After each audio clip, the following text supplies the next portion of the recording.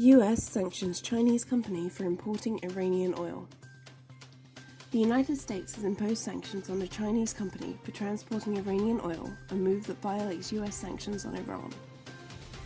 Secretary of State Mike Pompeo said on July 22nd that Chinese company Zhuhai Zhenrong and one of its executives knowingly violated US sanctions banning the import of Iranian oil. He said, "I am announcing that the United States is imposing sanctions on the Chinese entity Zhuhai Zhenrong and its chief executive Youmin Li. They violated US law by accepting crude oil." Trump, Iran making it harder for me to want to make a deal. Donald Trump blasted the Iranian regime's aggression in the Persian Gulf Monday and said it's increasingly difficult for him to consider negotiations with Tehran. He said Iran's regime is disrespecting the US through its aggressive actions in key shipping channels and propaganda. He said from the White House, "Frankly, it's getting harder for me to want to make a deal with Iran. It could go either way very easily." Trump said Iran's regime was lying when it claimed to have captured US spies. Britain calls for Europe naval mission to counter Iran regime's piracy. Britain called on Monday for a Europe-led naval mission to ensure safe shipping through the Strait of Hormuz, days after Iran seized a British-flagged tanker in what London described as an act of state piracy.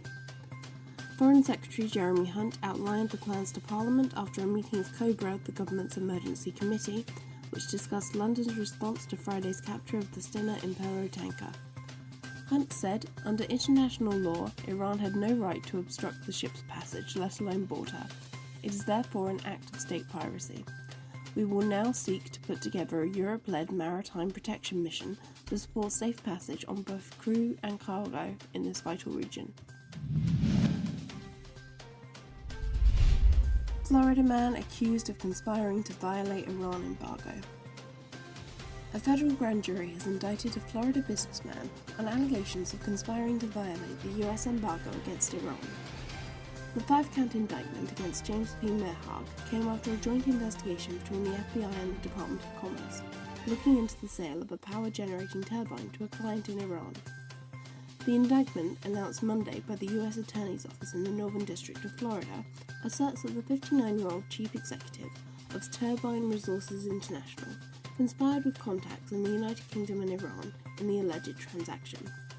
Federal law forbids Americans and US firms from doing business with the Iranian regime because of economic sanctions dating back to 1979. Mother of political prisoner arrested and taken to unknown location.